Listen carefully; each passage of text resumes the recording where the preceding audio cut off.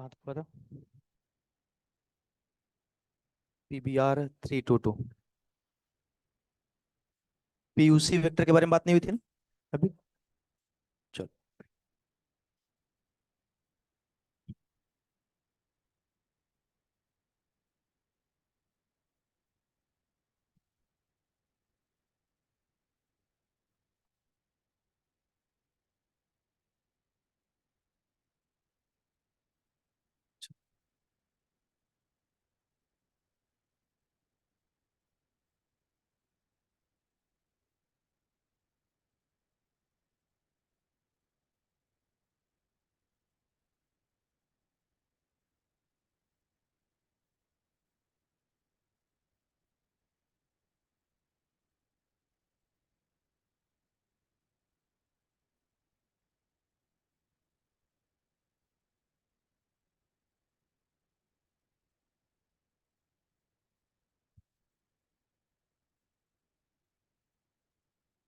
ये हो गया था। PBR 322 हुआ था ना बस। ये अलग है।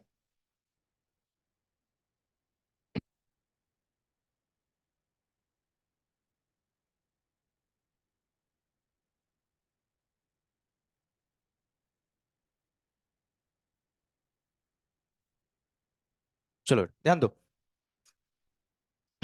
पिछले क्लास में हमने PBR 322 वेक्टर की बात की थी और उसमें हमने देखा था कि बॉलिवर और रोड्रिग्यूज ने जब PBR 322 वेक्टर बनाया था तो दो सिलेक्टेबल मार्कर लिए थे और दोनों selectable marker antibiotic resistance gene थे। एक एम्पिसिलिन रेसिस्टेंस जीन था, दूसरा टेट्रासाइक्लिन रेसिस्टेंस जीन था। अब हमारे एनसीईआरटी के सिलेबस में PBR 322 आपने देखा होगा एनसीईआरटी, तो उसका डायग्राम भी दे रखा है। ठीक है, यानी उसके स्ट्रक्चर को भी पढ़ना है हमको और उसका सिलेक्शन मेथड भी पढ़ना है। यानी अगर हम PBR 322 as a vector use करते हैं तो ट्रांसफॉर्म्ड होस्ट सेल को कैसे सेलेक्ट करेंगे ये भी दिया गया है हमारे सिलेबस में। और वो मेथड होता है डबल रेप्लिका प्लेटिंग, जो आगे पढ़ेंगे। ठीक है, आप जब तक वेक्टर का स्ट्रक्चर नहीं जानते हो तब तक सिलेक्शन मेथड आपको समझ में नहीं आता है। तो हमने अगर PBR 322 पढ़ लिया, उसका स्ट्रक्चर हमको पता है, तो हम सिलेक्शन मेथड भी आगे समझ जाएंगे। लेकिन पीयूसी वेक्टर के बारे में, उसके स्ट्रक्चर के बारे में कोई इंफॉर्मेशन एनसीईआरटी ने नहीं दे रखी है। उसका स्ट्रक्चर नहीं दे रखा है, लेकिन इसका सिलेक्शन मेथड दे रखा है, ब्लू व्हाइट स्क्रीनिंग। ठीक है, अब ब्लू व्हाइट स्क्रीनिंग हमको तभी समझ में आएगा जब पीयूसी का स्ट्रक्चर हमको पता हो। ठीक है, तो मैं पीयूसी वेक्टर का बस उतना ही स्ट्रक्चर आपको बता रहा हूं जितने स्ट्रक्चर से हमारा सिलेक्शन मेथड हमको समझ में आ जाए।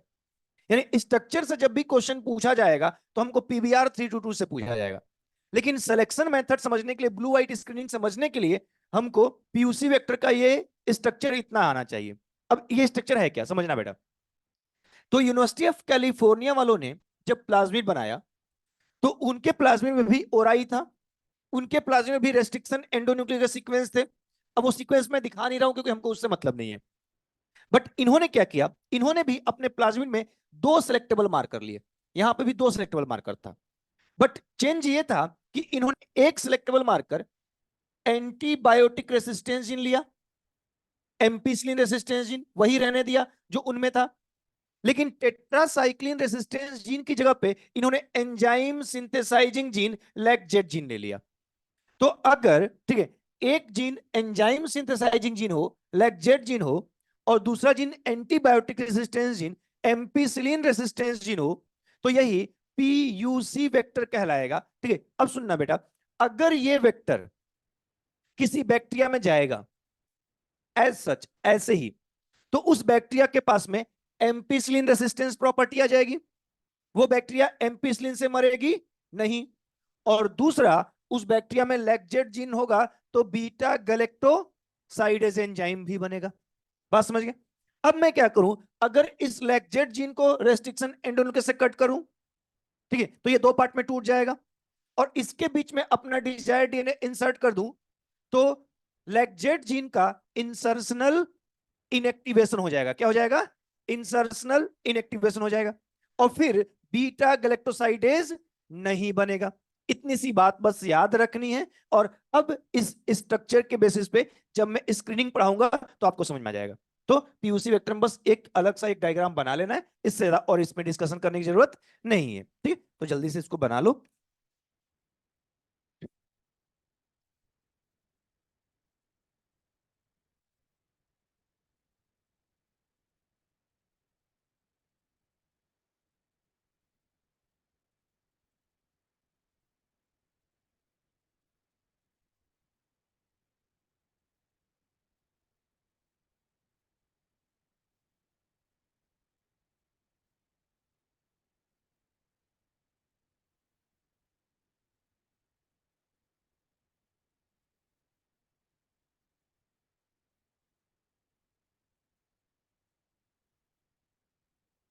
हाँ, ये लिखना है।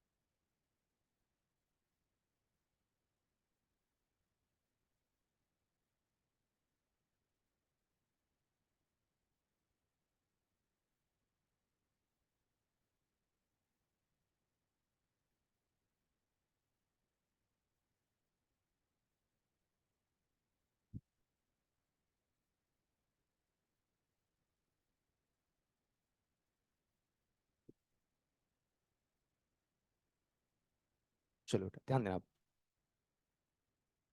अगर हम plasmid as a vector use कर रहे हैं, ठीक है, तो मुझे ये बात बताओ कि अगर मैं प्लाज्मिड को वेक्टर यूज कर रहा हूं तो उसमें ओराई जो होगा, चाहे PBr322 हो, चाहे पीयूसी हो, या फिर आप नेचुरल प्लाज्मिड लेते हो, इन सब में ओराई प्रोकैरियोटिक हो कि यूकैरियोटिक? प्रोकैरियोटिक। प्रोकैरियोटिक ओराई को रेप्लिकेट होने के लिए डीएनए पॉलीमरेज प्रोकैरियोटिक टाइप का चाहिए कि यूकैरियोटिक टाइप का? प्रोकैरियोटिक चाहिए। Prokaryotic DNA polymerase prokaryotic host cell में मिलेगा कि यूकैरियोटिक? प्रोकैरियोटिक। इसका मतलब यह हुआ कि जब भी हम प्लाज्मिड को एज ए वेक्टर यूज करेंगे, ठीक है, तो हमारा होस्ट सेल हमेशा प्रोकैरियोट होना चाहिए, बैक्टीरिया होना चाहिए। बात समझ गए? कभी भी अगर किसी यूकैरियोट में जीन ट्रांसफर करना है तो हम plasmid as a vector use नहीं करेंगे। किसी प्लांट में जीन ट्रांसफर करने के लिए plasmid as a vector use, किसी एनिमल में जीन ट्रांसफर करने के लिए plasmid as a vector use नहीं करेंगे। एनिमल में भी नहीं करेंगे ना, ठीक है। हाँ, किसी प्रोकैरियोट में अगर जीन ट्रांसफर करना है तब जाके हम plasmid as a vector use करेंगे। इससे एक कॉन्सेप्ट ये भी बनता है कि हमारे वेक्टर में ओराई जैसा होगा, हमारा होस्ट सेल भी वैसा ही होगा। अगर वेक्टर का ओराई प्रोकैरियोटिक तो होस्ट सेल प्रोकैरियोटिक, वेक्टर का ओराई यूकैरियोटिक तो होस्ट सेल यूकैरियोटिक। तो मैंने पहला पॉइंट यही लिखा कि plasmid vector use for gene transfer in prokaryotic cell. अगर हमको प्लाज्मिड वेक्टर यूज करना है तो जीन ट्रांसफर हमेशा किस में करना है? प्रोकैरियोट में करना है, यूकैरियोट में नहीं करना है। लेकिन एक्सेप्शन की बात करते हैं, दूसरा पॉइंट एक्सेप्शन बताता है, ध्यान सुनना। नेचर में दो प्लाज्मिड पाए जा रहे हैं, एक है टीआई प्लाज्मिड जिसका फुल फॉर्म है ट्यूमर इंड्यूसिंग प्लाज्मिड, और दूसरा है Ri plasmid, root inducing plasmid. ये दोनों प्लाज्मिड का यूज होता है प्लांट में जीन ट्रांसफर करने के लिए। क्यों होता है समझते हैं। टीआई प्लाज्मिड एक बैक्टीरिया है, एग्रोबैक्टीरियम ट्यूमिफेसियंस, उसमें पाया जाता है। और एग्रोबैक्टीरियम ट्यूमिफेसियंस प्लांट में इंफेक्शन कॉज करता है इसी टीआई प्लाज्मिड की मदद से। और प्लांट में इंफेक्शन कॉज करके उसमें रूट सॉरी उसमें क्राउन गॉल डिजीज कॉज करने का काम करता है, ठीक है, उसमें ट्यूमर कॉज करता है, ठीक है। ऐसे ही Ri plasmid, Ri plasmid Agrobacterium rhizogenes bacterium में पाया जाता है, और ये प्लांट को इन्फेक्ट करता है, और उसमें, ठीक है, हेयरी रूट डिजीज कॉज करता है। तो ये जो दोनों प्लाज्मिड हैं, ये दोनों प्लाज्मिड की नेचुरल कैपेबिलिटी है, ठीक है, प्लांट सेल को इन्फेक्ट करना। क्योंकि ये नेचर में प्लांट सेल को इन्फेक्ट करते हैं, इसलिए इनके इस कैपेबिलिटी का फायदा उठा के हम इनके थ्रू प्लांट में अपना जीन भेज सकते हैं। अगर ये प्लांट को इन्फेक्ट नहीं करते तो शायद हम ये यूज नहीं कर पाते। तो ये दो प्लाज्मिड बस ऐसे हैं जिनका यूज प्लांट में जीन ट्रांसफर करने के लिए किया जाता है। अदरवाइज नेचर में जितने भी प्लाज्मिड हैं उन सबका यूज हम किसके लिए करेंगे? प्रोकैरियोट। अब ये प्लांट में जीन कैसे ट्रांसफर करेंगे, क्यों ट्रांसफर करेंगे, ये पूरा मैकेनिज्म हम आगे पढ़ेंगे जब प्लांट में जीन ट्रांसफर पढ़ेंगे आगे। तो अभी बस आपको इतनी सी बात याद रखनी है कि बाकी सभी प्लाज्मिड प्रोकैरियोट के लिए यूज होंगे, लेकिन टीआई प्लाज्मिड और आरआई प्लाज्मिड दो ऐसे प्लाज्मिड है जो प्लांट में जीन ट्रांसफर करने के लिए यूज किए जाएंगे, ठीक है। इस तरीके से हमने वेक्टर का एग्जांपल पढ़ना चालू किया था, और पहला एग्जांपल प्लाज्मिड हमारा कंप्लीट हो गया। अब हम बाकी वेक्टर्स की बात करेंगे कि और भी वेक्टर कौन कौन से हो सकते हैं, ठीक है। तो आप इसको लिखने के बाद सेकंड वेक्टर में सेकंड एग्जांपल हेडिंग करोगे, लैम्डा फेज डीएनए।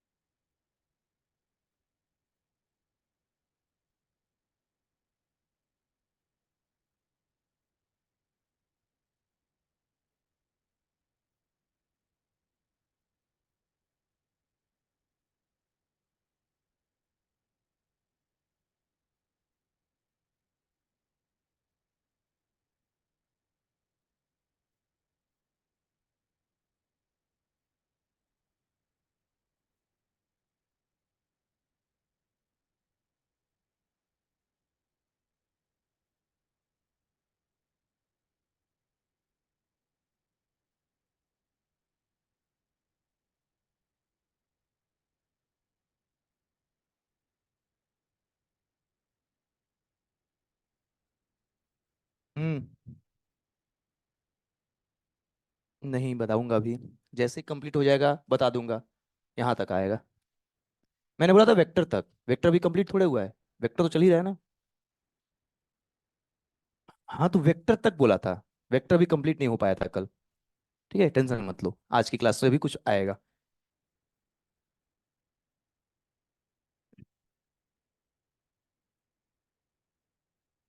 मैंने सोचा था उस दिन की वेक्टर कंप्लीट हो जाएगा, नहीं हो पाया था। आज हो जाएगा अभी।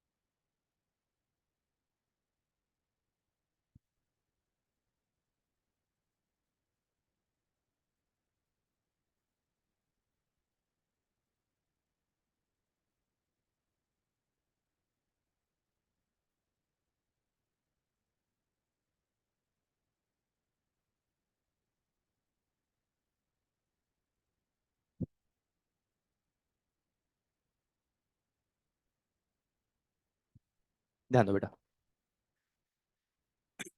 अब एक बार समझ लो पहले। देखो, प्लाज्मिड पहला था, वेक्टर का एग्जांपल कंप्लीट हो गया। अब हम बात कर रहे हैं दूसरा। दूसरा एग्जांपल है लैम्डा फेज डीएनए। हम लैम्डा फेज डीएनए को भी एज ए वेक्टर यूज करते हैं। अब ये लैम्डा फेज क्या है, डीएनए क्या है, इसको समझते हैं पहले।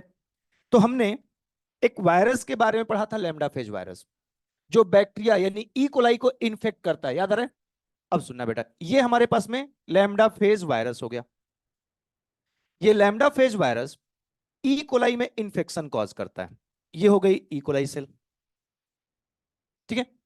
ये जब ई कोलाई को इन्फेक्ट करेगा तो इसके पास में, इसके प्रोटीन कोट में होता है एक डबल स्टैंडर्ड लीनियर डीएनए, ठीक है। जब ये ई कोलाई को इन्फेक्ट करता है तो क्या करता है, इसके सेल वॉल को लाइज करता है और अपने डबल स्टैंडर्ड लीनियर डीएनए को इस ई कोलाई के अंदर इंजेक्ट कर देता है। फिर ई कोलाई के डीएनए को तोड़ देता है और अपने इस डीएनए को यहां रेप्लिकेट करा के उसकी मल्टीपल कॉपी तैयार करवाता है, ठीक है। तो इसका डीएनए यहां रेप्लिकेट हो रहा है बेटा, इसका मतलब इसके डीएनए पे ओराई होगा, तभी तो रेप्लिकेट हो रहा है, ठीक है। और ये रेप्लिकेट होने के लिए ये जो ओराई है, डीएनए पॉलीमरेज यूज कर रहा है, किसका? बैक्टीरिया का। इसका मतलब इसका ओराई प्रोकैरियोटिक टाइप का होगा, तभी तो बैक्टीरिया का डीएनए पॉलीमरेज यूज कर पा रहे हैं। अब हम इसी डीएनए को वेक्टर की तरह यूज कर सकते हैं। कैसे यूज कर सकते हैं, ध्यान सुनना बेटा। हमने क्या किया, इसके इसी डीएनए को बाहर निकाल लिया, ये लैम्डा फेज का डीएनए। अब लैम्डा फेज का डीएनए मैंने कहा डबल स्ट्रैंडेड होता है और लीनियर होता है, और इसके डीएनए में कितने बेस पेयर होते हैं हमने मॉलिक्यूलर में लिख रखा है, एनसीईआरटी में दिया गया है, ठीक है। अब सुनना, इसके डीएनए की एक और खूबी सुनना बेटा, इसके डीएनए के दोनों एंड्स जो होते हैं वो सिंगल स्ट्रैंडेड होते हैं, जैसे स्टिकी एंड बनाया था, ठीक है। देखो यहां पे भी ये सिंगल स्ट्रैंड, यहां पे भी सिंगल स्ट्रैंड, और केवल सिंगल स्ट्रैंड नहीं होते हैं, यहां पे जो नाइट्रोजन बेस होगा उसका कॉम्प्लीमेंट्री बेस यहां होगा, यानी यहां पे ए होगा तो यहां टी होगा, यहां टी होगा, यहां ए होगा, जी होगा, सी होगा। दैट मीन्स ये एक दूसरे के कॉम्प्लीमेंट्री हैं, तो आपस में जुड़ सकते हैं, चिपक सकते हैं, इसलिए इसको कोहेसिव एंड कहते हैं। कोहेसिव को शॉर्ट फॉर्म में कॉस साइट कहते हैं, क्या कहते हैं? तो इसके दोनों तरफ कॉस साइट होता है। अब जब तक ये वायरस के अंदर होता है ऐसे लीनियर होता है। अब देखो दोनों तरफ सिंगल स्ट्रैंड एंड है, और जब ये वायरस से बैक्टीरिया में आता है, ये कोहेसिव साइट ऐसे आपस में जुड़ जाता है और ये वेक्टर सर्कुलर हो जाता है। तो बैक्टीरिया में आके कैसा हो जाएगा, सर्कुलर कॉस साइट की वजह से, और वायरस में कैसा होगा, लीनियर। अब हमको एज ए वेक्टर यूज करना है, क्या करेंगे, इससे ये डीएनए निकाल लेंगे। इस डीएनए में इसका ओराई हो गया, और ये वो पार्ट है जो, ठीक है, बैक्टीरिया के डीएनए को तोड़ने में मदद करता है। अगर हम इस पार्ट को हटा दें तो इन्फेक्शन पे कोई फर्क नहीं पड़ेगा। तो हम क्या करते हैं, वायरस के इस डीएनए को हटा देते हैं, इसके जगह पे अपना डीएनए लगा देते हैं, और फिर इस डीएनए को वायरस के अंदर पैक कर देते हैं। और इस वायरस से जब बैक्टीरिया को इन्फेक्ट कराएंगे तो ये वायरस अपने डीएनए को बैक्टीरिया में जब भेजेगा तो साथ में हमारा डीएनए भी जाएगा, और जब इस बैक्टीरिया के ओराई डीएनए पॉलीमरेज का यूज करके इस ओराई से रेप्लिकेशन करेगा तो हमारे डीएनए का भी रेप्लिकेशन होगा। इस तरीके से हमारे डीएनए को ये बैक्टीरिया में ले जाकर रेप्लिकेट करवाएगा, तो वेक्टर हुआ कि नहीं हुआ? तो हम इसको एज ए वेक्टर यूज कर सकते हैं, लेकिन किस में जीन ट्रांसफर करने के लिए? प्रोकैरियोट में। इसका भी यूज हम यूकैरियोट में नहीं करते, क्योंकि ये यूकैरियोट को इन्फेक्ट करता ही नहीं है। बात समझ गए बेटा? तो ये हो गया। अगले वेक्टर की बात करते हैं, कॉस्मिड। अब सुनना, कॉस्मिड एक आर्टिफिशियल वेक्टर है, ये भी आर्टिफिशियली बनाया गया है। कैसे बनाया गया है? तो लैम्डा फेज जो डीएनए है उसका ये कॉस साइट, ये बस दोनों साइट कट करके निकाल लिया गया और प्लाज्मिड लिया गया, सर्कुलर प्लाज्मिड उसको लिया गया। तो प्लाज्मिड के साथ इसके कॉस साइट को जोड़ दिया गया और जो वेक्टर बनाया गया वो क्या था? कॉस्मिड। तो कॉस्मिड का नाम कहां से आया? Cos site of lambda phase plus plasmid, cos plus plasmid, इसलिए इसको कहते हैं कॉस्मिड। अब चलो, इसमें भी मेन पार्ट क्या है? प्लाज्मिड। तो ओराई किसका होगा? प्लाज्मिड का। ओराई प्लाज्मिड का, तो प्रोकैरियोटिक ओराई तो किसमें जाएगा? प्रोकैरियोट में। तो इसका भी यूज होगा gene transfer in prokaryotic cell. बात समझ गए? अब बताओ, प्रोकैरियोट में जीन ट्रांसफर करने के लिए क्या क्या पढ़ा? प्लाज्मिड, लैम्डा फेज, कॉस्मिड, तीन एग्जांपल पढ़ लिए। ठीक है, अगली बात करते हैं आर्टिफिशियल क्रोमोसोम। कुछ आर्टिफिशियल क्रोमोसोम भी एज ए वेक्टर यूज होते हैं, जिसका पहला एग्जांपल है back, bacterial artificial chromosome. Bacteria के पास में एक मेन क्रोमोसोम था बेटा, यहां पे क्या किया गया? बैक्टीरिया के मेन क्रोमोसोम को मॉडिफाई किया गया और उसको मॉडिफाई करके एक वेक्टर बनाया गया, तो बैक कहा जाता है, बैक्टीरियल आर्टिफिशियल क्रोमोसोम। अब चलो, बैक्टीरिया के क्रोमोसोम को मॉडिफाई किया गया है, तो इसमें भी जो ओराई होगा कैसा होगा? प्रोकैरियोटिक होगा। तो किसमें भेजेंगे? प्रोकैरियोट में। तो बैक का भी यूज हम करते हैं प्रोकैरियोट में जीन ट्रांसफर करने के लिए। ठीक ऐसा ही एक वेक्टर है यैक, ईस्ट आर्टिफिशियल क्रोमोसोम कहते हैं इसको। इसको ईस्ट के क्रोमोसोम को मॉडिफाई करके बनाया गया है। अब ईस्ट क्या है? यूकैरियोट, उसमें ओराई कैसा होगा? यूकैरियोट। तो अब जब हम यैक का यूज करेंगे तो होस्ट सेल कैसा होना चाहिए? यूकैरियोट। तो यूकैरियोट में अगर जीन ट्रांसफर करना है तो क्या यूज करेंगे? यैक का यूज करेंगे। बात समझ गए? तो ये आर्टिफिशियल क्रोमोसोम हो गए। इसके अलावा कुछ वायरसेस को भी एज ए वेक्टर यूज किया जाता है। ठीक है, जैसे प्लांट में सेल, प्लांट सेल में भेजने के लिए प्लांट वायरस, और एनिमल सेल में किसी भी जीन को भेजने के लिए एनिमल वायरस। अब सुनना कैसे। मान लो एक प्लांट वायरस है, जैसे कॉलीफ्लावर मोजाइक वायरस ले लो। प्लांट वायरस है जो प्लांट सेल को में इंफेक्शन कॉज करता है, उसमें अपना जेनेटिक मटेरियल ट्रांसफर कर देता है और वहां पे डिजीज कॉज करता है। तो हम क्या करें, उस प्लांट वायरस से उसका जेनेटिक मटेरियल निकाल लें और उसमें जो डिजीज कॉज करने वाला पार्ट है उसको हटा दें, उसके जगह पे अपना जेनेटिक मटेरियल जोड़ दें, उसको फिर से वायरस में पैक करा दें और उस वायरस से प्लांट सेल को इन्फेक्ट कराएं, तो उसके डीएनए के साथ साथ हमारा डीएनए भी चला जाएगा। इस तरीके से हम प्लांट वायरस को मॉडिफाई करके एज ए वेक्टर यूज कर सकते हैं। एनिमल वायरस, जैसे रिट्रोवायरस। रिट्रोवायरस जो होता है वो एनिमल को इन्फेक्ट करता है और उसमें कैंसर कॉज करता है, ट्यूमर कॉज करता है। अब एनिमल में जीन ट्रांसफर करने के लिए हम इसका यूज करते हैं। हम रिट्रोवायरस लेते हैं, उसके कैंसर कॉज करने वाले जेनेटिक पार्ट को कट करके हटा देते हैं, यानी मॉडिफाई किया, उसकी जगह पे अपना जेनेटिक मटेरियल जोड़ देते हैं, उसको रिट्रोवायरस में पैक कराते हैं। उस रिट्रोवायरस से अपने सेल को, एनिमल सेल को इन्फेक्ट कराएंगे, तो वो क्या करेगा? ठीक है, अपने जेनेटिक मटेरियल के साथ साथ हमारा जेनेटिक मटेरियल भी एनिमल सेल में ट्रांसफर कर देगा। तो अगर किसी एनिमल में हमको जीन ट्रांसफर करना है तो बेस्ट मेथड है रिट्रोवायरस, ये खूब यूज होता है। ठीक है, लेकिन हमने रिट्रोवायरस को मॉडिफाई किया तब भेजा बेटा। ठीक है, तो कैसे मॉडिफाई किया? उसका एक पार्ट कट करके हटा दिया। अगर किसी का कोई पार्ट कट करके हटा रहे हो, यानी उसके आर्म को कट कर रहे हो, तो ऐसे वायरस को डिसआर्म्ड वायरस कहते हैं। क्या कहते हैं? तो हम डिसआर्म्ड रिट्रोवायरस कहेंगे उसको। क्या कहेंगे? अब देखो, प्लाज्मिड को हमने डिसआर्म नहीं किया था, प्लाज्मिड ऐसा था, हमने बस ऐसे कट किया और इसके बीच में जोड़ दिया, उसका कोई पार्ट हटाया नहीं। ठीक है, लेकिन यहां पे मैं क्या कर रहा हूं, एक पार्ट कट करके हटा रहे हैं, उसके जगह पे अपना डीएनए जोड़ रहे हैं। तो जब भी कोई पार्ट कट करके हटा के जोड़ोगे तो डिसआर्म, क्या कहलाएगा? डिसआर्म। ठीक है, इस तरीके से प्लांट वायरस और एनिमल वायरस को भी मॉडिफाई करके वेक्टर की तरह यूज किया जा सकता है। ठीक है, बात समझ गए? अब आपने देखा प्रोकैरियोट के लिए कितने? प्लाज्मिड, ठीक है, लैम्डा फेज, कॉस्मिड बैक। अब क्वेश्चन ये आया आपके दिमाग में कि सर जब प्लाज्मिड था ही तो फिर लैम्डा फेज, ठीक है, कॉस्मिड और ठीक है ये बैक की जरूरत क्यों पड़ रही है, प्लाज्मिड से क्यों नहीं काम चला ले रहे हैं, प्लाज्मिड तो आसान है हमारे लिए, ठीक है। तो इसका आंसर सुनते हैं और इसके आंसर के लिए हम एक हेडिंग करते हैं इंसर्ट साइज। इंसर्ट साइज, अब ये इंसर्ट साइज क्या है, सुनना बेटा।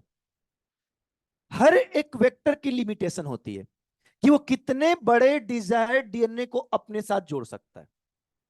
ऐसा नहीं कि हमारा डीएनए 50 किलो बेस पेयर का है डिजायर्ड डीएनए, तो हम इसको किसी भी वेक्टर के साथ जोड़ देंगे। जैसे प्लाज्मिड एक लिमिट तक ही एक पर्टिकुलर साइज के ही डिजायर्ड डीएनए को अपने साथ जोड़ सकता है। अगर डिजायर्ड डीएनए का साइज उससे बड़ा होगा तो प्लाज्मिड उसको अपने साथ जोड़ के लेके नहीं जा सकता है।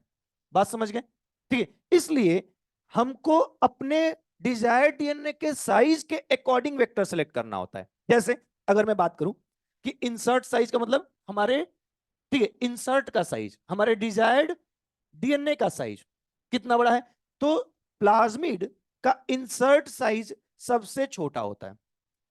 प्लाज्मिड बहुत बड़े डीएनए को अपने साथ जोड़ के नहीं ले जा सकता है, एक छोटे से डिजायर्ड डीएनए को ही अपने साथ जोड़ सकता है। तो अगर हमारा डीएनए छोटा है और हमको प्रोकैरियोट में भेजना है तो प्लाज्मिड यूज कर सकते हैं। लेकिन अगर हमारे डीएनए का साइज बड़ा है तो हम प्लाज्मिड यूज ही नहीं कर सकते हैं। अब मान लो हमारे डीएनए का साइज बड़ा है और हमको प्रोकैरियोट में भेजना है तो हम प्लाज्मिड ना यूज करके लैम्डा फेज डीएनए यूज करेंगे। लैम्डा फेज डीएनए, अब लैम्डा फेज डीएनए का भी एक लिमिट है। अगर हमारे डिजायर्ड डीएनए का साइज उससे भी बड़ा है और हमको प्रोकैरियोट में ही भेजना है तो हम कॉस्मिड यूज करेंगे। कॉस्मिड उससे बड़ा डीएनए ले जा सकता है। अब सुनना, कॉस्मिड की भी एक लिमिट है। अगर हमारा डीएनए उससे भी बड़ा है, ठीक है, तो हम बैक का यूज करेंगे, ठीक है, बैक का यूज करते हैं। और सबसे बड़ा डीएनए जो होता है वो होता है यैक का, तो यैक का इंसर्ट साइज सबसे बड़ा होता है, ठीक है। लेकिन यैक यू कैरियोट के लिए यूज होगा, प्रोकैरियोट के लिए यूज। अब मैं पूरा देखो, आपको ये सीक्वेंस नॉर्मली याद रखना है, ठीक है। अब मैं सबका साइज भी बता रहा हूं, अब साइज को सुनना। प्लाज्मिड का जो इंसर्ट साइज होता है वो होता है 0.5 से 8 किलो बेस पेयर तक का, ठीक है। अगर हमारे डीएनए का साइज 8 किलो बेस पेयर का है और मुझे किसी प्रोकैरियोट में भेजना है तो मैं प्लाज्मिड को यूज करूंगा, हमारे लिए बेस्ट वेक्टर प्लाज्मिड होगा। बात समझ गए। लेकिन हमारे डीएनए का साइज 8 केबी से ज्यादा है, मान लो 10 केबी का है, तो प्लाज्मिड यूज नहीं करेंगे और मुझे प्रोकैरियोट में ही भेजना है तो मैं लैम्डा फेज यूज करूंगा। लैम्डा फेज का इंसर्ट साइज 9 से 23 किलो बेस पेयर का होता है, 9 से 23 किलो बेस पेयर का। अब हमारे डीएनए का साइज 23 किलो बेस पेयर से भी ज्यादा है और मुझे प्रोकैरियोट में ही भेजना है, ठीक है। जैसे मान लो, ठीक है, वो 40 किलो बेस पेयर का है तो हम कॉस्मिड यूज करेंगे। कॉस्मिड 30 से 45 किलो बेस पेयर का डीएनए को लेके जा सकता है। हमारे डीएनए का साइज अगर इससे भी बड़ा है, ठीक है, और मुझे प्रोकैरियोट में ही भेजना है तो मैं वहां पे, ठीक है, 50 किलो बेस पेयर से 300 किलो बेस पेयर तक के डीएनए को लेके जा सकता हूं। बात समझ गए, ये प्रोकैरियोट के लिए हो गया। अब ये तो यूकैरियोट है और इसमें इंसर्ट साइज होता है 1000 to 2500 kilo base pair.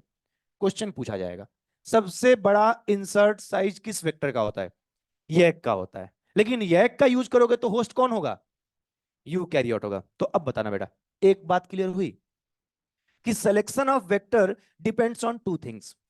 First, size of desired DNA, and second, type of host cell. यानी ऐसा नहीं है कि हम कोई भी वेक्टर कभी भी ले सकते हैं। हमारे डिजायर्ड डीएनए का साइज क्या है, हमारा होस्ट सेल कैसा है, इसके बेसिस पे हम सेलेक्ट करेंगे कि हमको इनमें से कौन सा वेक्टर यूज करना है अपने जीन को ट्रांसफर करने के लिए, ठीक। अब एक बात बताना, ठीक, याद करो मैंने जब ह्यूमन जीनोम प्रोजेक्ट पढ़ाया था तो मैंने बैक और एक की बात की थी। मैंने एक स्टेटमेंट बोला था, उस स्टेटमेंट को याद करना। मैंने कहा था हम ह्यूमन सेल से उसका डीएनए निकालेंगे, जीनोम निकालेंगे, उसको रेस्ट्रिक्शन एंडोन्यूक्लियस एंजाइम से कट करेंगे, जो छोटा डीएनए होगा उसको बैक के साथ जोड़ेंगे और जो बड़ा डीएनए होगा उसको, क्यों बोला था समझ में आया, क्योंकि बैक केवल 300 किलो बेस पर तक के डीएनए को ही जोड़ सकता है जबकि यैक 2500 तक के जोड़ सकता है। फिर मैंने कहा था बैक के साथ जिसको जोड़ेंगे उसको बैक्टीरिया में भेजेंगे, क्योंकि बैक में ओराई कैसा है, प्रोकैरियोटिक, और यैक के साथ जो होगा वो यूकैरियोट के साथ जाएगा, क्योंकि इसमें ओराई कैसा है, यूकैरियोटिक। मॉड्यूल में एक लाइन है, एक क्वेश्चन है कि स्टेटमेंट ट्रू है या फॉल्स है। अब मैं स्टेटमेंट बोल रहा हूं, अब ट्रू फॉल्स बताना। बैक और यैक का यूज करके हम यूकैरियोटिक जीन ट्रांसफर कर सकते हैं, ट्रू। मैंने ये नहीं कहा कि यूकैरियोट में जीन ट्रांसफर कर सकते हैं, मैंने कहा यूकैरियोटिक जीन ट्रांसफर कर सकते हैं। अभी आपने ह्यूमन का डीएनए बैक के साथ जोड़ा, अभी आपने ह्यूमन का डीएनए यैक के साथ जोड़ा, वो यूकैरियोटिक ही तो है। तो हम यूकैरियोट का जीन इसके साथ भी जोड़ सकते हैं, इसके साथ भी जोड़ सकते हैं, इसके साथ भी जोड़ सकते हैं, इसके साथ भी जोड़ सकते हैं, इसके साथ भी जोड़ सकते हैं, लेकिन किसमें भेजेंगे वो अलग है। होस्ट की बात होती है बेटा, ठीक है। याद करो, मैंने ह्यूमन का इंसुलिन जीन लिया, प्लाज्मिड के साथ जोड़ा, और उसको बैक्टीरिया में भेज के इंसुलिन बनाया। तो मैंने ह्यूमन का इंसुलिन जीन, ठीक है, प्लाज्मिड के साथ जोड़ के उसको ट्रांसफर किक नहीं किया, ठीक है। लेकिन होस्ट सेल कैसा है, प्रोकैरियोट है। तो आप यूकैरियोटिक जीन इनमें से किसी से भी ट्रांसफर कर सकते हो, लेकिन किसमें ट्रांसफर कर सकते हो वो अलग होता है। अगर मैं यही स्टेटमेंट कहता कि मैं ह्यूमन का यूकैरियोटिक जीन बैक और यैक की मदद से यूकैरियोट में ट्रांसफर करूंगा तो फॉल्स हो जाएगा, क्योंकि बैक का यूज किया तो यूकैरियोट में नहीं जाएगा, ठीक है। अगर मैं यही स्टेटमेंट बोलूं कि मैं ह्यूमन का यूकैरियोटिक जीन बैक और यैक की मदद से, ठीक है, प्रोकैरियोट और यूकैरियोट में रिस्पेक्टिवली ट्रांसफर करूंगा तो सही है, क्योंकि बैक का यूज करेंगे तो प्रोकैरियोट में और यैक का यूज करेंगे तो यूकैरियोट में। तो अब ये स्टेटमेंट पढ़ोगे तो हो जाएगा क्वेश्चन, ठीक है। इस तरीके से हमने वेक्टर कंप्लीट कर लिया और टेस्ट में यहां तक आ रहा है, ठीक है, लिख लो।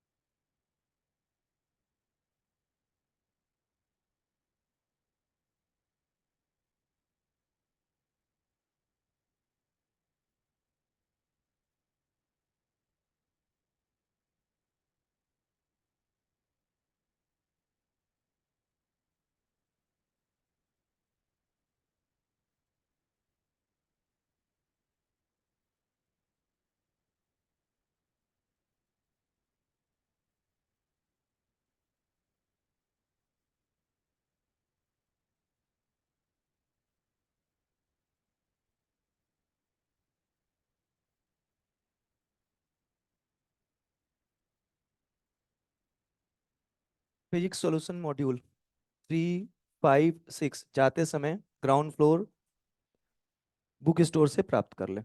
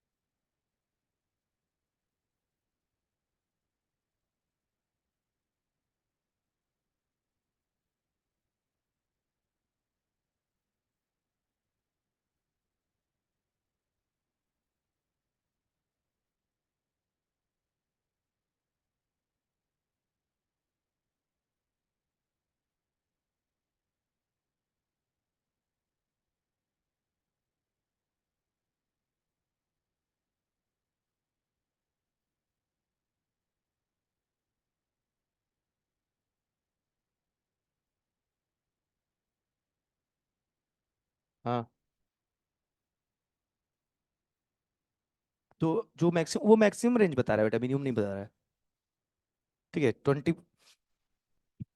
हाँ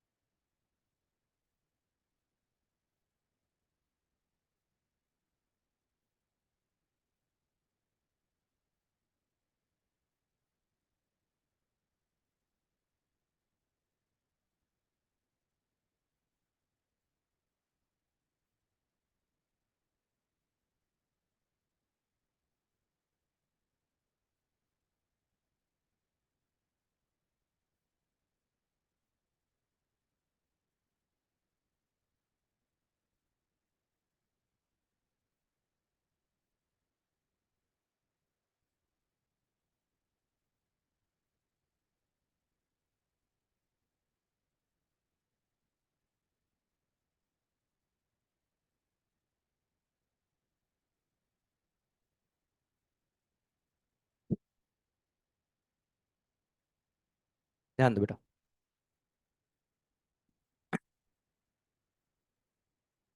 टूल्स की बात हो रही है। हमने फर्स्ट एंजाइम डिस्कस कर लिया, सेकंड वेक्टर डिस्कस कर लिया, थर्ड डिजायर डीएनए की बात करने जा रहे हैं। अब ध्यान सुनो, डिजायर डीएनए क्या है ये हमको डिस्कस नहीं करना है, हमको पता है। वो कोई भी डीएनए जिसका प्रोडक्ट हमको चाहिए या जिसको हम क्लोन करना चाहते हैं, वो हमारा डिजायर डीएनए। यहां पे हम ये सीखने जा रहे हैं कि वो डिजायर डीएनए हम ऑब्टेन कैसे करेंगे। जैसे मान लो किसी सेल में हमारा डीएनए है, तो वहां से हम उसको बाहर कैसे निकालेंगे ताकि हम उसको वेक्टर के साथ जोड़ के रिकॉम्बिनेंट डीएनए बना के उसको होस्ट सेल में भेज के ठीक है एक्सप्रेस करा सकें। तो वो ऑब्टेन करने का मेथड क्या है? तो हमने लिखा कि can be obtain by one of the following method. तीन मेथड है, उन तीनों में से कोई भी एक मेथड हम यूज करके अपना डिजायर डीएनए ऑब्टेन कर सकते हैं। तो तीनों मेथड को हम यहां पे डिटेल में डिस्कस करने जा रहे हैं। पहला मेथड है रैंडम डीएनए फ्रैगमेंट मेथड। ठीक है, अब पहली बात सुनना बेटा, ये मेथड यूज कब करेंगे?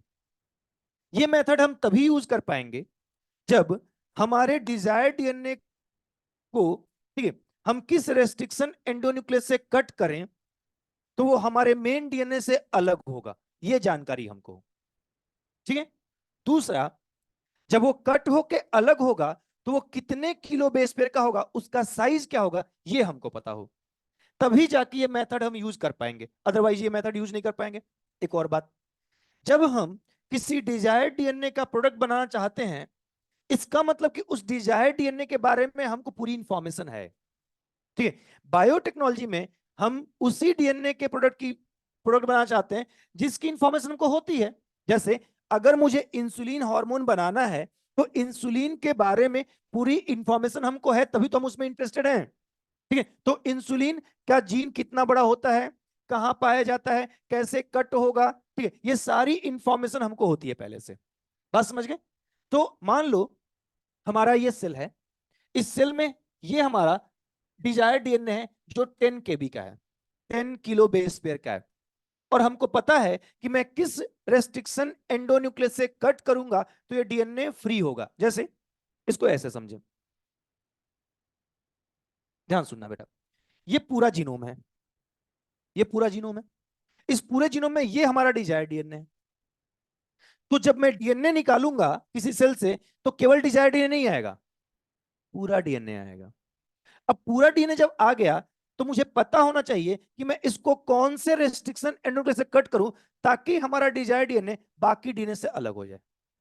ये इंफॉर्मेशन हमको होती है, ठीक है, और होगी तभी हम ये मेथड यूज कर पाएंगे। ठीक है, तो अब ये इंफॉर्मेशन हमको है, हमने मान लिया। अब कैसे हम डिजायर्ड डीएनए ऑब्टेन करेंगे देखना। तो सबसे पहला स्टेप होता है DNA isolation. DNA isolation detail में प्रोसेस में हम पढ़ेंगे आगे। प्रोसेस में पहला स्टेप डीएनए आइसोलेशन ही हमको पढ़ना है। ठीक है, तो सबसे पहले डीएनए आइसोलेशन को हल्का सा शॉर्ट में अगर मैं बताऊं, तो हम क्या करेंगे, इस सेल को पहले कल्चर मीडिया में ग्रो करेंगे, ग्रो करके इसका खूब सारा नंबर बढ़ा लेंगे। फिर एक टेस्ट ट्यूब में उसमें से हम कुछ सेल ले लेंगे, उसमें हम लाइजिंग एंजाइम डालेंगे, लाइजिंग एंजाइम इसके वॉल को तोड़ देगा। फिर हम सेंट्रीफ्यूज मशीन में इसको घुमाएंगे, ठीक है, सेंट्रीफ्यूगल फोर्स से सेल फट जाएगी, सारा कंटेंट बाहर आ जाएगा। फिर उसमें प्रोटीन को तोड़ने के लिए प्रोटीएज डालेंगे, आरएनए को तोड़ने के लिए आरएनएज डालेंगे, ठीक है, और फिर चिल्ड इथेनॉल डालते हैं और डीएनए प्रेसिपिटेट हो जाता है, और फिर उस डीएनए को बाहर निकाल लेते हैं। इस तरीके से डीएनए आइसोलेशन करते हैं। पूरी टेक्निक डिटेल में आगे पढ़ेंगे। तो हमने पूरा डीएनए बाहर निकाल लिया। अब इसमें हमारा केवल डिजायर्ड डीएनए निकला है, सारा डीएनए निकला है, इसमें हमारा डिजायर्ड डीएनए भी है। अब क्या करेंगे, हम उस रेस्ट्रिक्शन एंडोन्यूक्लियस का यूज करेंगे जिससे डिजायर्ड डीएनए कट होकर बाकी डीएनए से अलग हो जाएगा। तो हमने रेस्ट्रिक्शन एंडोन्यूक्लियस डाला, तो इसने इस पूरे डीएनए को कट कर दिया और अलग अलग फ्रेगमेंट बना। तो रैंडम फ्रेगमेंट बनेगा कि नहीं बनेगा? क्या हमको साइज पता होगा फ्रेगमेंट का? इसलिए मेथड का नाम क्या है, random DNA fragment method. Restriction endonuclease जब कट करते हैं, तो जो फ्रेगमेंट्स बनते हैं उनको रेस्ट्रिक्शन फ्रेगमेंट कहते हैं। क्या कहते हैं? तो हमने रेस्ट्रिक्शन फ्रेगमेंट बना लिया। अब हमको इन फ्रेगमेंट्स को इनके साइज के अकॉर्डिंग सेपरेट करना है। टेक्निक बताओ। Gel electrophoresis, gel electrophoresis detail में पढ़ लिया है हमने, ठीक है। तो बायोटेक के सिलेबस में मैं पूछ सकता हूं एनसीईआरटी से, जेल इलेक्ट्रोफोरेसिस आपको फिर से पढ़ लेना है, मैंने पहले भी पढ़ने के लिए कहा था। ठीक है, अब चलो, जेल इलेक्ट्रोफोरेसिस में हमने एक जेल बनाया, ठीक है। इस जेल में हमने दो वेल बनाया। दो वेल क्यों, अभी बताता हूं। वेल के साइड में निगेटिव इलेक्ट्रोड, क्योंकि डीएनए पर निगेटिव चार्ज होता है, और वेल के अपोजिट में पॉजिटिव इलेक्ट्रोड लगा दिया, ठीक है। अब क्या करेंगे, हमारा जो डीएनए है वो इस वेल में लोड कर देंगे, और दूसरे वेल में हम मार्कर डीएनए लोड करते हैं। अब ये मार्कर डीएनए या इसी को लैडर डीएनए कहते हैं, ये क्या होता है? ये आर्टिफिशियली सिंथेसाइज्ड डीएनए फ्रेगमेंट्स होते हैं, जिसमें अलग अलग साइज के डीएनए फ्रेगमेंट्स होते हैं, जिनका साइज हमको पहले से पता होता है। आप बायोटेक्नोलॉजी की शॉप पे जाओगे और जाके उनसे कहोगे कि हमको मार्कर डीएनए दे दीजिए, तो वो आपको एक पैकेट देगा, लेकिन उसके पहले क्वेश्चन पूछेगा कि कितने साइज का, किस रेंज का। तो जैसे जाके मैंने कहा कि मुझे, ठीक है, 5 KB से लेके 50 KB तक का डीएनए चाहिए, और 5 KB का डिफरेंस होना चाहिए। तो उस पैकेट में, ठीक है, 5 KB का डीएनए होगा, 10 का होगा, 15 का होगा, 20 का होगा, 25 का होगा, 30 का होगा, 35 का होगा, 40 का होगा, 45 का, 50 का होगा। अगर मैं कहता हूं कि नहीं, मुझे 10 KB से 100 KB तक का चाहिए और 10-10 KB का डिफरेंस होना चाहिए, तो उसमें 10 KB का होगा, 20 KB का, 30 का, ऐसे डीएनए होगा। तो जो पैकेट है उसमें डीएनए का साइज क्या है वो पैकेट पे लिखा हुआ है, वो साइज हमको पता है। इसी को मार्कर डीएनए कहते हैं, क्योंकि इसी से मार्क करके हम अपना डीएनए पहचानेंगे। अभी कैसे देखना, इसमें हमने मार्कर डीएनए डाल दिया, दोनों डाल दिया। अब जेल को हमने रन किया, करंट पास किया, तो डीएनए निगेटिव इलेक्ट्रोड से रिपेल होगा और पॉजिटिव की तरफ अट्रैक्ट होगा। तो डीएनए अब इस वेल से निकल के आगे बढ़ना चालू करेगा। अब आपको पता है जो सबसे छोटा डीएनए वो सबसे, जो सबसे बड़ा डीएनए वो सबसे, ऐसे हम इलेक्ट्रोफोर्सिस कर लेंगे। लेकिन इलेक्ट्रोफोर्सिस जब हम बंद करेंगे मशीन, उस टाइम पे भी हमको डीएनए दिखेगा नहीं। तो डीएनए को देखने के लिए हम इथीडियम ब्रोमाइड, याद आया, इथीडियम ब्रोमाइड से स्टेन करेंगे। इंटरकैलेटिंग एजेंट है, दोनों स्टेन के बीच में जाकर बाइंड होता है, फ्लोरोसेंट डाई है, ठीक है। अब यूवी लाइट इसको एक्सपोज करेंगे तो ऑरेंज कलर का बैंड आएगा। बात समझ गए? अब सभी डीएनए ऑरेंज कलर के चमकने लगेंगे। अब मुझे यहां पे ये जो लेन है, इसमें जो सबसे दूर डीएनए गया है उसका साइज तो पता है ना, जो सबसे दूर है वो 5 kb का होगा। तो ये डीएनए 5 kb का, जो उसके पीछे होगा वो 10, जो उसके पीछे होगा, तो इधर वाले का तो साइज हमको पहले से ही पता है। अब सुनना बेटा, अब क्या करेंगे, हमारा डीएनए अगर 10 kb का है तो हम 10 kb वाले डीएनए को देखेंगे। ये 10 kb है बेटा, ठीक है। तो 10 kb का डीएनए इतनी दूर आता है, तो हमारा डीएनए भी इसके सामने ही आया होगा। अब 10 kb के सामने ये हुआ, यानी ये हमारा डिजायर्ड डीएनए हो गया। अब इस डिजायर्ड डीएनए को ऑब्टेन करने के लिए हम जेल को कट कर लेंगे। तो हम इतने जेल को कट कर लेंगे, इसमें हमारा डीएनए भी आ गया। अब इस जेल से अपने डीएनए को एक्सट्रैक्ट करेंगे, और ये टेक्निक इल्यूजन कहलाती है। मोस्ट इंपॉर्टेंट क्वेश्चन, ठीक है, पूछा जाएगा। जेल से डीएनए एक्सट्रैक्ट करने की टेक्निक है, इल्यूजन टेक्निक है। अब इसमें टेक्निक नहीं बताया गया, लेकिन मैं हल्का सा बताता हूं। इसको हम एक टेस्ट ट्यूब में रखते हैं, नीचे से हीट करते हैं, जेल मेल्ट हो जाता है और डीएनए फ्री हो जाता है। फिर कई सारे, ठीक है, और मेथड्स होते हैं जो नहीं जानते अभी, उसके थ्रू हम डीएनए को बाहर निकाल लेते हैं। हमारा डिजायर डीएनए आ गया। अब जरूरी थोड़े है कि 10 kb का एक ही डीएनए यहाँ आया होगा, और भी तो कोई 10 kb का हो सकता है। तो जो डीएनए है वो डीएनए हमारा ही डीएनए है, ये भी तो कंफर्म करना पड़ेगा। और इसको कंफर्म करने के लिए हम इसकी सीक्वेंसिंग करते हैं, ठीक है। तो छोटा सा डीएनए सीक्वेंस करने में कोई बहुत ज्यादा दिक्कत, तो हम सीक्वेंसिंग करके कंफर्म कर लेंगे कि ये डीएनए हमारा ही है कि नहीं है। अब हमारा डीएनए अगर हमको मिल गया, तो अब इस डिजायर डीएनए को हम वेक्टर डीएनए के साथ जोड़ेंगे, रिकॉम्बिनेंट डीएनए बनाएंगे, होस्ट सेल भेज के ट्रांसफर होस्ट सेल बनाएंगे, उसको कल्चर मीडिया में कल्चर करके एक्सप्रेस करके उसका प्रोडक्ट बनाएंगे, प्रोडक्ट को आइसोलेट करके प्यूरिफाई करके मार्केट में बेचेंगे। यही काम करना है हमको। से हमने अपना डिजायर डीएनए निकाल दिया, तो रैंडम डीएनए फ्रैगमेंट मेथड तक ध्यान रख, ठीक है। लिख दो तब तक, सेल इसका चेंज कराऊं।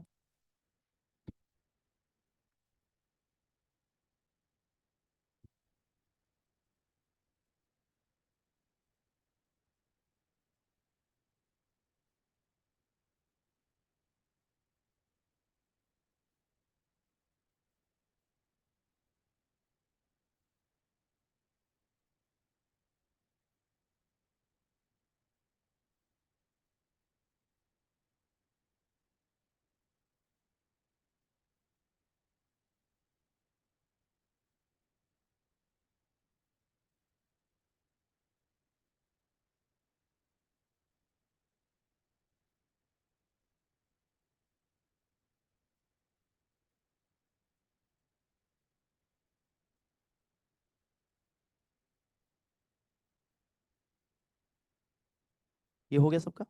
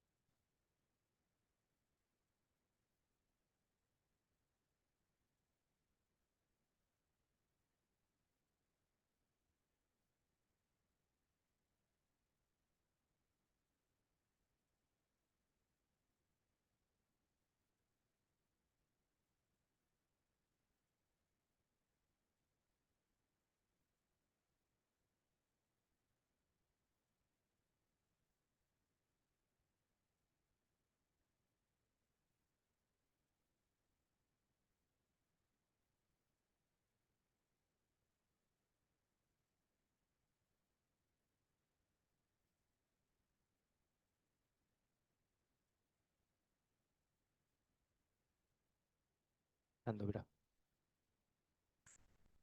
देखो, कई बार हम सेल से डीएनए आइसोलेट नहीं कर पाते हैं। उसके कई सारे रीजन हो सकते हैं। पहला रीजन कि हमको कोई ऐसा रेस्ट्रिक्शन एंडोन्यूक्लियस एंजाइम नहीं मिल रहा है जिससे हम डीएनए को कट कर पाए। ठीक है। दूसरा रीजन, हमको डीएनए का साइज पता ही नहीं चल पा रहा है कि कट होने के बाद फ्रेगमेंट कितने साइज का होगा ताकि हम मार्कर से उसको पहचान पाए। ठीक है। और भी कई रीजन हो सकते हैं। तो अगर मैं सेल से डीएनए आइसोलेट नहीं कर पा रहा हूं, फिर मैं अपने डीएनए को कैसे ऑब्टेन करूंगा रिकॉम्बिनेंट डीएनए बनाने के लिए? तो दूसरा मेथड है complementary DNA method. Complementary DNA को सी डीएनए कहते हैं। तो जब भी सी डीएनए, स्मॉल सी और डीएनए लिखा गया हो तो कॉम्प्लीमेंट्री डीएनए, और स्मॉल आर डीएनए लिखा गया हो तो रिकॉम्बिनेंट डीएनए। ठीक है। अब इसमें क्या करते हैं, तो इस केस में आइसोलेशन ऑफ एमआरएनए करते हैं ऑफ डिजायर्ड डीएनए। हम सेल से डीएनए ना निकाल के उसका एमआरएनए निकाल लेंगे। तो हम सेल से एमआरएनए निकाल, अब एमआरएनए कैसे आइसोलेट होता है जब मैं डीएनए आइसोलेशन पढ़ाऊंगा वहीं पे एमआरएनए आइसोलेशन की बात कर लूंगा, जहां पे हम आरएनए को तोड़ने के लिए आरएनएस डाल रहे हैं, वहां पे आरएनएस ना डाल के डीएनएस डाल दें तो डीएनए टूट जाएगा और आरएनए बच जाएगा, आरएनए निकाल लेंगे। तो हमने आरएनए निकाल लिया। अब इस एमआरएनए को हम एक टेस्ट ट्यूब में रखेंगे।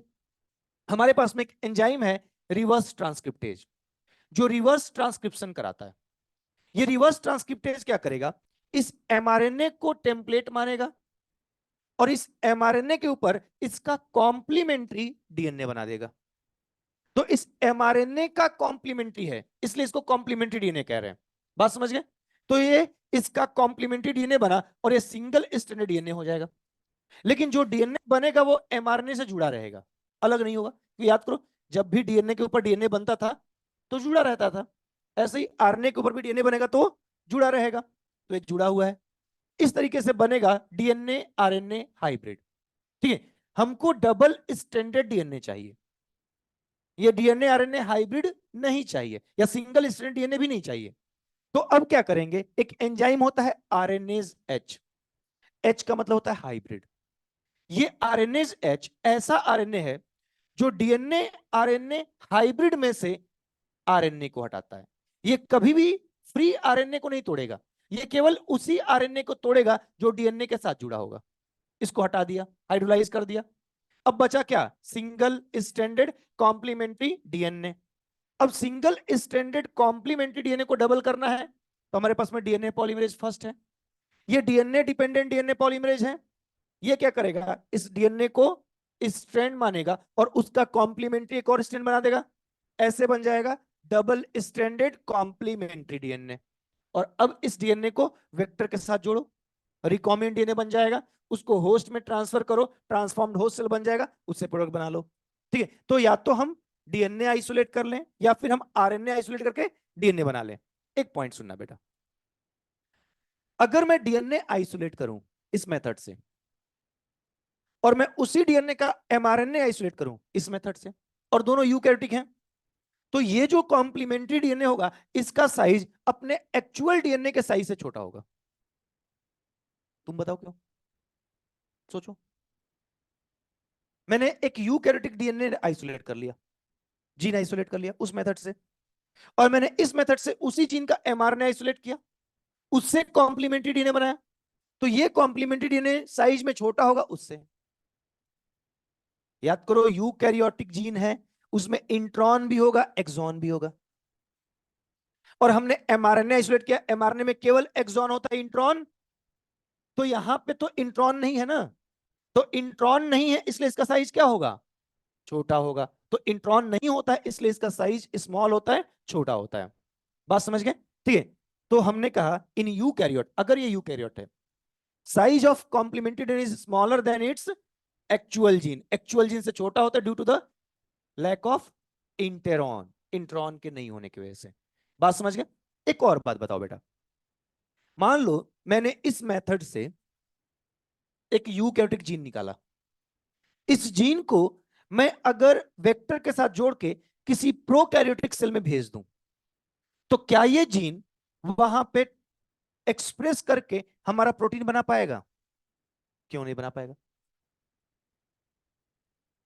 नहीं बना पाएगा क्योंकि इसमें इंट्रॉन है। और इंट्रॉन की स्प्लाइसिंग करनी पड़ेगी, तब जाके मेच्योर आरएनए बनेगा, तब जाके ट्रांसलेशन होगा। तो ट्रांसक्रिप्शन तो हो जाएगा बट ट्रांसलेशन, क्योंकि प्रोकैरियोट में स्प्लाइसिंग नहीं हो पाती है। तो अगर किसी यूकैरियोटिक जीन को प्रोकैरियोट में एक्सप्रेस कराना है तो ये मेथड ज्यादा बेटर है। हम इस मेथड से कॉम्प्लीमेंट्री डीएनए बना के अगर डालेंगे तो उसमें इंट्रॉन नहीं होगा, तो स्प्लाइसिंग की जरूरत है नहीं, तो ट्रांसक्रिप्शन भी होगा उसका और ट्रांसलेशन भी हो जाएगा। बात समझ गए? ठीक है, अब तीसरा मेथड सुनना। तीसरा मेथड है आर्टिफिशियल जीन सिंथेसिस।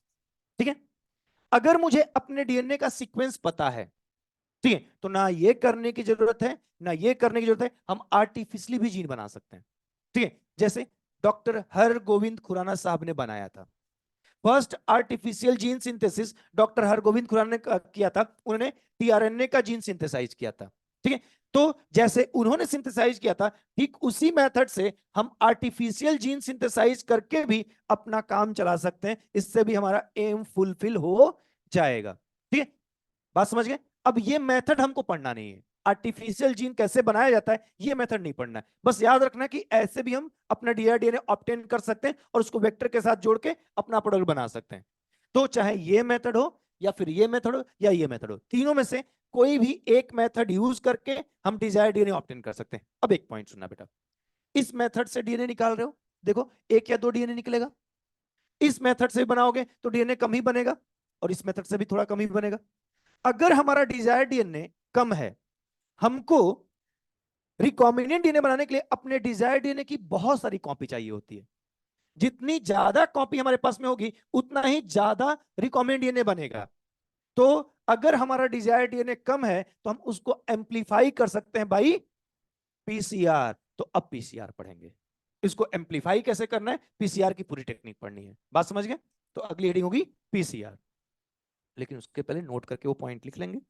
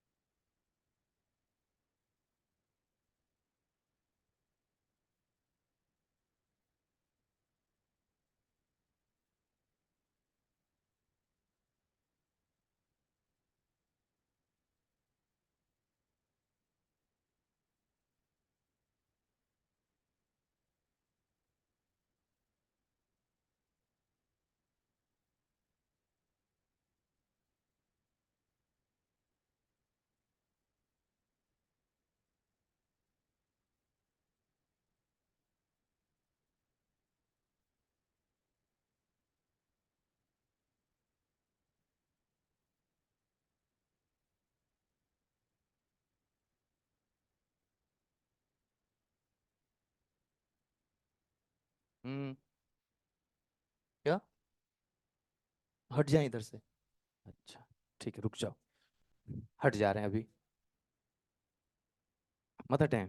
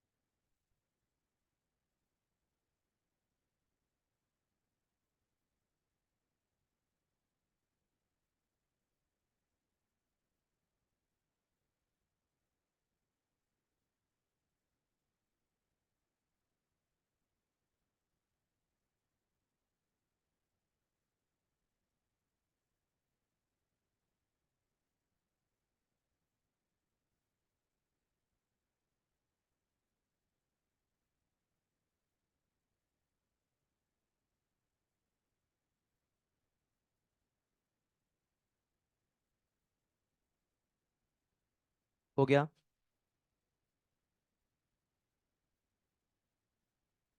ये हो गया सबका?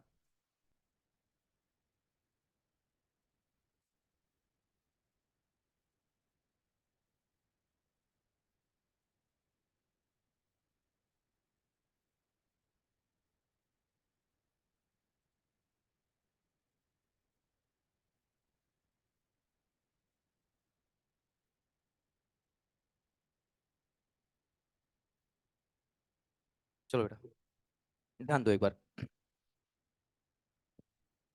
हमने कहा कि if amount of desired DNA is less, then we can amplify it by PCR. अब पीसीआर है क्या, पहले ही समझते हैं।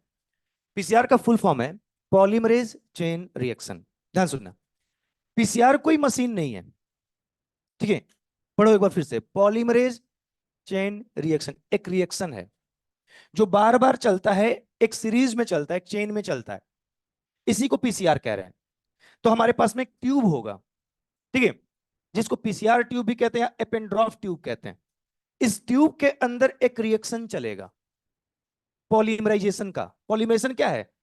जोड़ना, मोनोमर को जोड़ के पॉलीमर बनाना, ठीक है?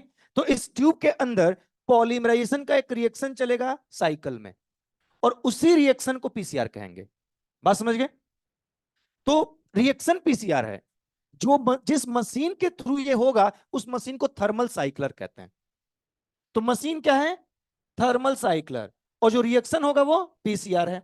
तो पीसीआर पॉलीमरेज चेन रिएक्शन, इसको कई बार पीपल चॉइस रिएक्शन भी बोला जाता है। ठीक है, इसलिए बोला जाता है क्योंकि हम जिस डीएनए को चाहें उसको एम्पलीफाई करा सकते हैं, उसको रेप्लिकेट करा सकते हैं, हमारा चॉइस है।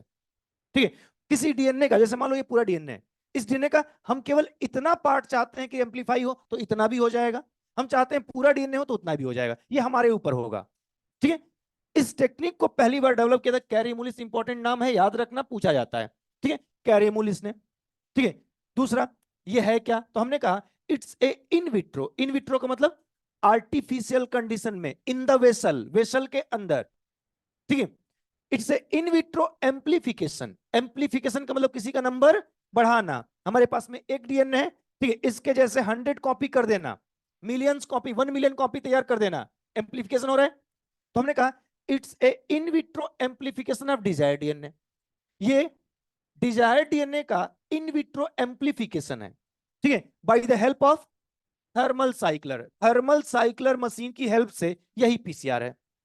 अब थर्मल साइक्लर करता क्या है, तो थर्मल साइक्लर कुछ नहीं करता है, ये पीरियोडिक हीटिंग एंड कूलिंग करता है।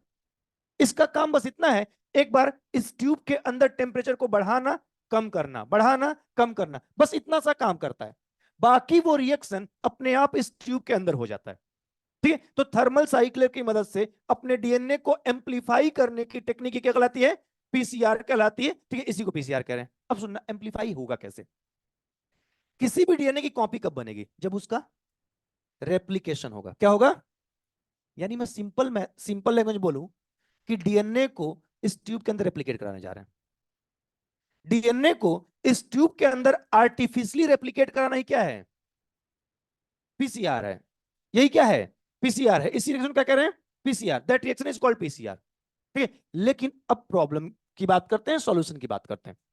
ये हमारा डीएनए है, डिजायर डीएनए, इसको हमने इस टेस्ट ट्यूब में रख लिया और मैं चाहता हूं यहां ये रेप्लिकेट हो। अब इसके रेप्लिकेशन में प्रॉब्लम क्या है, पहली प्रॉब्लम यह है कि सेल के अंदर रेप्लिकेशन जब हम पढ़ रहे थे तो रेप्लिकेशन ओराई से स्टार्ट होता है, इसमें ओराई है ही नहीं। इस मेथड से हम उस डीएनए को भी रेप्लिकेट कर सकते हैं जिसमें ओराई ना हो, उसको भी रेप्लिकेट कर सकते हैं। अब इसमें ओराई नहीं है तो कैसे रेप्लिकेशन होगा। दूसरा, जब रेप्लिकेशन हो रहा था, ठीक है, तो पहला एंजाइम आया हेलिकेज, जिसने दोनों डीएनए को अलग किया।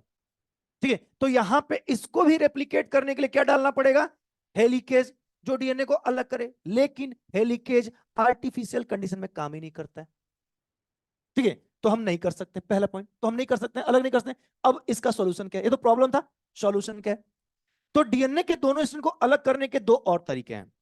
पहला है पीएच डीनेचुरेशन और दूसरा टेम्परेचर डीनेचुरेशन। पीएच से डीनेचुरेशन नहीं करते हैं, क्योंकि पीएच डालेंगे तो एंजाइम भी काम करना बंद कर देंगे। तो हम टेम्परेचर, तो अगर मैं हाई टेम्परेचर कर दूं, इसका हाई टेम्परेचर कर दूं, तो डीएनए के दोनों स्ट्रैंड क्या हो जाएंगे, अलग हो जाएंगे। लेकिन कितना हाई, 94 डिग्री सेंटीग्रेड। ठीक है, अब चलो टेम्परेचर से इसको अलग तो कर देंगे, लेकिन जब अलग होगा तो फिर डीएनए पॉलीमरेज आके दोनों पे डीएनए बनाएगा। ठीक है, इतने हाई टेम्परेचर पे हमारा नॉर्मल डीएनए पॉलीमरेज काम ही नहीं करेगा, वो खुद ही डीनेचर हो जाएगा, क्योंकि वो खुद प्रोटीन है।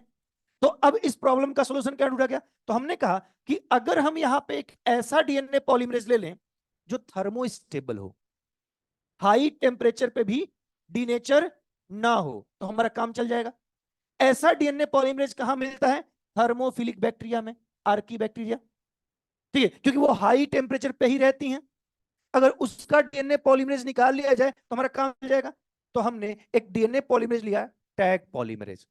टैग पॉलीमरेज याद रखना, थर्मोस्टेबल डीएनए पॉलीमरेज है। क्या है, थर्मोस्टेबल डीएनए पॉलीमरेज, जो हाई टेम्परेचर पे भी डीनेचर नहीं होता है।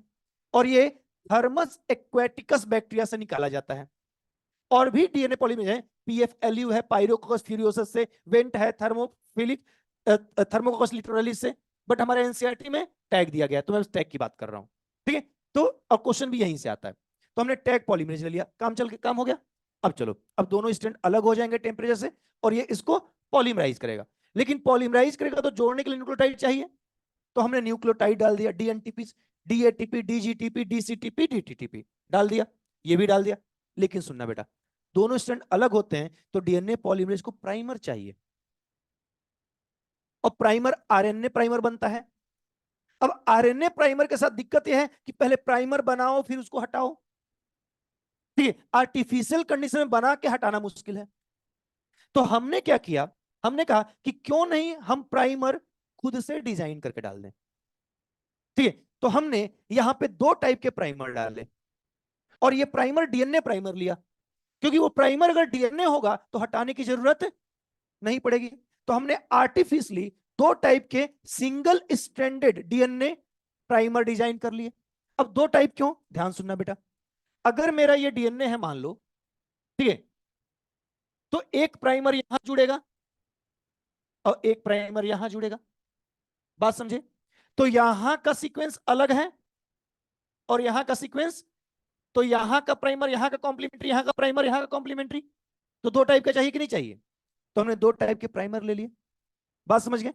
और ये ओलिगोन्यूक्लियोटाइड्स हैं, मतलब कुछ न्यूक्लियोटाइड्स के प्राइमर हैं, बात समझ गए। और कैसे हैं, सिंगल स्ट्रैंडेड डीएनए है, सिंगल स्ट्रैंड डीएनए। इन सबको मिला के हमने इस एपेंड्रॉफ ट्यूब में रख दिया और ये बन गया रिएक्शन मिक्सचर। क्या बन गया, अब सुनो बेटा, हमारे पास में ये पीसीआर मशीन है, ठीक है। इस पीसीआर मशीन में यानी थर्मल साइक्लर ऐसे ग्रुप्स होंगे। अब इस ट्यूब को हम इसमें डाल देंगे और हम टेम्परेचर सेट कर देंगे कि इतने मिनट के बाद इतना टेम्परेचर, इतने मिनट के बाद इतना टेम्परेचर, ठीक है। तो थर्मल साइक्लर अपने आप टेम्परेचर बढ़ाएगा कम करेगा, बढ़ाएगा कम करेगा, ये डीएनए अपने आप रेप्लिकेट होता जाएगा।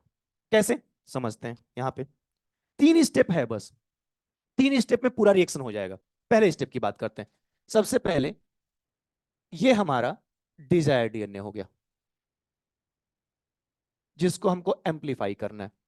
इसका ये मान लो 5 प्राइम एंड है, ये 3 प्राइम एंड, ये 3 प्राइम एंड है, ये 5 प्राइम एंड। पहला स्टेप क्या होता है, फर्स्ट स्टेप होता है बेटा डीनेचुरेशन। क्या होता है, डीनेचुरेशन। तो याद रखना स्टेप पूछा जाएगा, डीनेचुरेशन। तो सबसे पहले ये थर्मल साइक्लर इस ट्यूब के अंदर के टेम्परेचर को 94 डिग्री सेंटीग्रेड लेके जाएगा।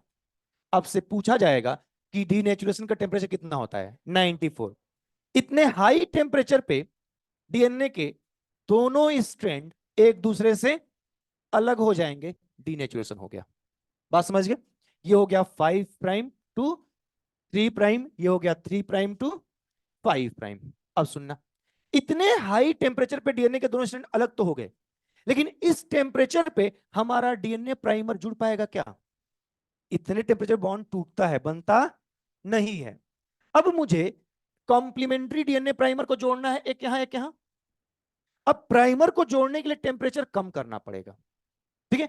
तो थर्मल साइक्लर क्या करता है, ठीक है, अब इस ट्यूब के अंदर के टेम्परेचर को कम करता है और कम करके पहुंचा देता है 54 डिग्री सेंटीग्रेड पे, ठीक है।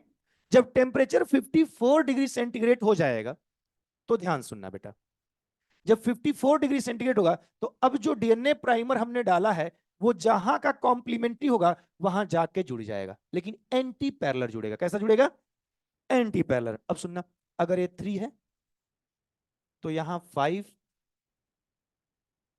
और इधर क्या हो जाएगा 3, ये 3 है तो यहां 5 और यहां 3, ये डीएनए प्राइमर जुड़ गया, ठीक है। तो ये हो गया डीएनए प्राइमर, और इस स्टेप को कहते हैं प्राइमर एनेलिंग, प्राइमर एनेलिंग। याद करो मैंने कहा था एनाइल होना मतलब जुड़ना, अब जुड़ गया। अब सुनना, अब हमारा डीएनए पॉलीमरेज यानी टैग पॉलीमरेज आएगा और आके इस 3 प्राइम एंड्स को आगे बढ़ाएगा और इस 3 प्राइम एंड्स को आगे बढ़ाएगा, इस पे नया न्यूक्लियोटाइड जोड़ता जाएगा। देखो रिएक्शन यहीं से स्टार्ट हो सकता है, लेकिन हर एक एंजाइम का ऑप्टिमम टेम्परेचर होता है जिसपे वो बेस्ट काम करता है, और टैग पॉलीमरेज बेस्ट काम करता है 72 डिग्री सेंटीग्रेड टेम्परेचर पे। इसलिए अब यहां का टेम्परेचर बढ़ेगा और कितना हो जाएगा 72 डिग्री सेंटीग्रेड, और इस प्राइमर को आगे बढ़ाया जाएगा यानी एक्सटेंशन किया जाएगा प्राइमर का। इसलिए इस स्टेप का नाम है एक्सटेंशन। क्या नाम है, एक्सटेंशन, एक्सटेंशन होगा, और जब एक्सटेंशन होगा तो ध्यान से सुनना बेटा, ठीक है, ये हो गया 5 प्राइम टू 3 प्राइम, ये हो गया 3 प्राइम टू 5 प्राइम। अब देखो यहां पे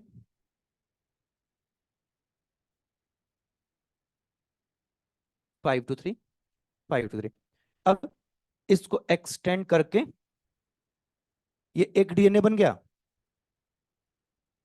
ठीक है, और ये 5 टू 3 जाएगा, एक दूसरा डीएनए बन गया। अब क्या प्राइमर हटाना पड़ेगा? नहीं हटाना पड़ेगा, क्योंकि डीएनए ही है, दो डीएनए बन गया, एक साइकिल कंप्लीट। अब इसके बाद होगा नेक्स्ट साइकिल, नेक्स्ट साइकिल। अब अगली बार फिर से टेम्परेचर 94, फिर ये दोनों अलग हो जाएंगे, फिर टेम्परेचर, फिर दो दो प्राइमर आके जुड़ेंगे, इसके साथ दो प्राइमर, इसके साथ दो प्राइमर, ठीक है, और फिर टेम्परेचर 72, फिर नेक्स्ट साइकिल। ये साइकिल तब तक चलती रहेगी जितना आप चाहो। अब सुनना, तो जितना आप चाहो तब तक चलती रहेगी, तो उतना प्राइमर भी तो चाहिए। तो आपको किसी डीएनए की कितनी कॉपी बनानी है उसके अकॉर्डिंग प्राइमर डालना पड़ेगा, ठीक है। अब पूछा जाता है, ठीक है, यहां से एक क्वेश्चन, ठीक है, एक तो स्टेप हो गया फर्स्ट सेकंड थर्ड, ये तीन स्टेप याद रखना है, ठीक है, कि पहला स्टेप है डीनेचुरेशन, सेकंड स्टेप है एनेलिंग, और तीसरा स्टेप है एक्सटेंशन। पूछा जाता है कि टोटल नंबर ऑफ डीएनए कितना बढ़ेगा इतने साइकिल के बाद, ठीक है। तो उसके लिए अगर बात करें तो total number of DNA is equal to 2 to the power n, where n is equal to number of cycle, where n is equal to number of cycle। जितने साइकिल हो, जैसे एक साइकिल के बाद कितने डीएनए बने, दो के बाद कितने बनेंगे, चार, ऐसे हमारे इतने डीएनए बन जाएंगे, ठीक है। तो ये भी पॉइंट याद रखना है, ठीक है। इस तरीके से हमने पीसीआर भी कंप्लीट कर लिया, तो टूल्स पूरा कंप्लीट हो गया। अब हम अगले क्लास से प्रोसेस स्टार्ट करेंगे, ठीक है, शुरू से लेकर लास्ट तक प्रोडक्ट कैसे बन रहा है इसकी बात करेंगे। तो एक सेक्शन हमने पहले चैप्टर का एक सेक्शन कंप्लीट कर लिया है। चलो बेटा, थैंक यू।